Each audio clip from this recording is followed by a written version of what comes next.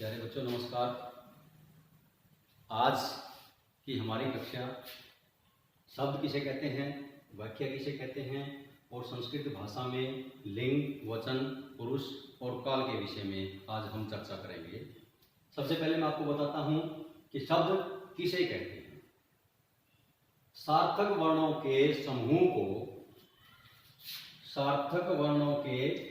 को शब्द कहते हैं। सार्थक, यहां पर यह ध्यान दो कि सार्थक शब्द का ही प्रयोग क्यों किया गया है। इसलिए किया गया है कि उस शब्द का कोई न कोई अर्थ अवश्य निकलता हो, उसी को हम शब्द कहते हैं। और वर्णों का, जैसे मैं पहले भी बता चुका हूं आपको कि वर्ण हमारे, मान लीजिए कि क, ख, घ, घ, ये 4 वर्ण हैं और ये वर्णों का समूह भी है। इसको हम इकट्ठा कर लें, लेकिन ये सार्थक नहीं है। इसलिए यहां पर सार्थक शब्द का प्रयोग किया जाता है कि सार्थक वर्णों के समूह को शब्द कहते हैं। जैसे कमल हम बोल लेते हैं, कमल के बारे में हमें पता है, उसका अर्थ निकलेगा आज्ञाकारी, पुस्तक आदि, विद्यालय, स्कूल, जाता हूँ, कार्य करता हूँ, ये शब्द जो हैं ये सार्थक हैं। और यदि हम ऐसे लिखेंगे तो ये निरर्थक है। आगे वाक्य किसे कहते हैं, क्योंकि शब्द के बाद फिर वाक्य आ जाता है। वाक्य किसे कहते हैं? सार्थक शब्दों के समूह को, यहां ये ध्यान दो कि यहां पर सार्थक वर्णों के समूह को और यहां पर सार्थक शब्दों के समूह को, क्योंकि वर्णों का समूह शब्द हो जाता है और फिर शब्दों का समूह वाक्य बन जाता है। इसलिए इसकी परिभाषा बनती है सार्थक शब्दों के समूह को वाक्य कहते हैं। जैसे वह दिल्ली गया, वाक्य पूरा हो गया। लेकिन यदि अधूरा रह जाता है, जैसे यहां पर है वह विद्यालय, ये वाक्य नहीं है, क्योंकि जब तक इसके बारे में क्या कहा जाता है हमें नहीं पता लगता कि वह विद्यालय जाता है। अब ये सार्थक वाक्य सार्थक शब्दों का समूह है। वह शब्द है, विद्यालय शब्द है, जाता शब्द है शब्द है, और इनको मिलाकर के वाक्य सार्थक शब्दों का समूह बन जाता है।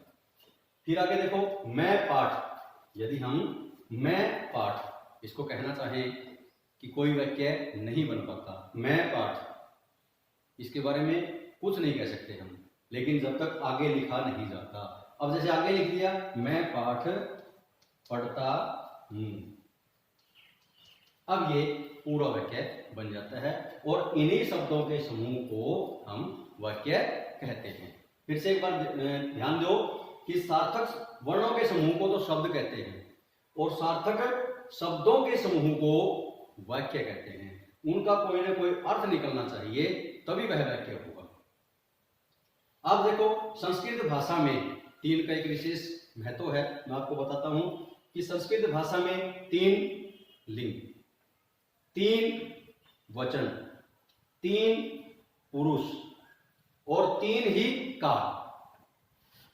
3 लिंग हैं, 3 वचन हैं, 3 पुरुष हैं और 3 ही काल भी हैं। संस्कृत भाषा के अंदर ये 3 का एक विशेष महत्व है। इसमें मैं आपको बताता हूं कि 3 लिंग कौन कौन से लिंग हैं। पहले तो मैं बताना चाहूंगा कि लिंग, कि जिस शब्द से हमें किसी संज्ञा सर्वनाम जिससे संज्ञा के हमें किसी लिंग का, यह पुरुष है या स्त्रीलिंग है, यानी कि जो शब्द हमें पुरुष जाति का या स्त्रीलिंग जाति का बोध कराता है उसको हम लिंग कहते हैं। इसमें पहला 3 लिंग बताए। पहला लिंग पुल्लिंग, यानी कि जो पुरुष जाति का बोध कराता है वह पुल्लिंग, जो स्त्रीलिंग जाति का बोध कराता है वह स्त्रीलिंग, और जो पुरुष ना पुरुष का बोध कराता ना स्त्रीलिंग का बोध कराता, कोई तीसरा बोध कराता है, उसको हम नपुंसक लिंग कहते हैं। 3 वचन, एक वचन, द्विवचन और बहुवचन। शब्द के जिस रूप से हमें एक संख्या या अधिक संख्या का पता लगता है उसको हम वचन कहते हैं। एक वचन, जिससे हमें एक संख्या का बोध होता है, उसको हम एक वचन कहते हैं। द्विवचन, जिससे हमें 2 का पता लगता है, जैसे बालको, 2 बालक। बालौ, दो बालक, और बहुवचन जिससे हमें अनेक संख्या का बोध होता है उसे हम बहुवचन कहते हैं। तीन पुरुष, प्रथम पुरुष, मध्यम पुरुष और उत्तम पुरुष। शब्द के जिस रूप में हमें कहने के लिए, कहना, सुनना और जिस व्यक्ति के बारे में बात कर रहे हैं उनके विषय में ज्ञान होता है उसको हम पुरुष कहते हैं।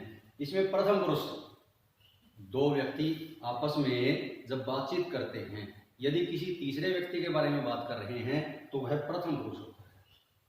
जैसे दो व्यक्ति खड़े हुए आपस में कहेंगे कि वह जाता है, यानी कि मैं नहीं जा रहा हूं, जो पास खड़ा है वो नहीं जा रहा है, अभी तो कोई तीसरा ही जा रहा है, उसके बारे में कह रहे हैं कि वह जाता है, वो होता है प्रथम पुरुष। और फिर मध्यम पुरुष, जो सामने सुन रहा है, दो व्यक्ति आपस में खड़े बात कर रहे हैं, जो उस बात को सुन रहा है उसको वो कहते हैं मध्यम पुरुष। उसको हम सामने उसको सीधा कह रहे हैं इसलिए वह मध्यम पुरुष।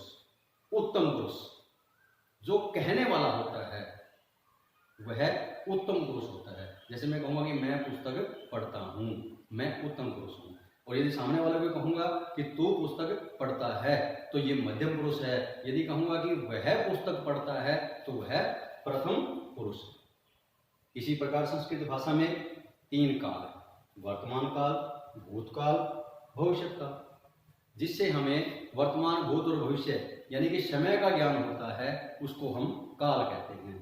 वर्तमान काल जो आज चल रहा है उसको वर्तमान काल कहते हैं। भूतकाल जो समय व्यतीत हो चुका है, पीछे जा चुका है, उसको हम भूतकाल कहते हैं। और भविष्य काल जो समय आगे आने वाला समय है, अभी तक नहीं आया है, उसको हम भविष्य काल कहते हैं। जैसे वर्तमान काल का उदाहरण यदि हम कोई देना चाहें तो वह पुस्तक पढ़ता है, यह वर्तमान काल का उदाहरण है। यदि भूतकाल का कोई उदाहरण देना चाहें, उसने पुस्तक पढ़ी, यह भूतकाल का उदाहरण है, पहले पढ़ ली। अब भविष्य काल का यदि उदाहरण देना चाहें, वह पुस्तक पढ़ेगा, यह भविष्य काल है। प्यारे बच्चों, आपको मैंने आज शब्द के विषय में, वाक्य के विषय में और संस्कृत भाषा में तीन लिंग, तीन वचन, तीन पुरुष और तीन काल के विषय में बताया है। उम्मीद करता हूं कि आपको ये बातें, सभी बातें समझ में आई होंगी।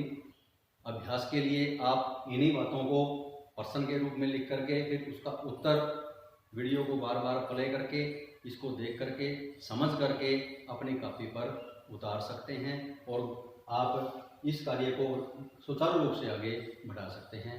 धन्यवाद।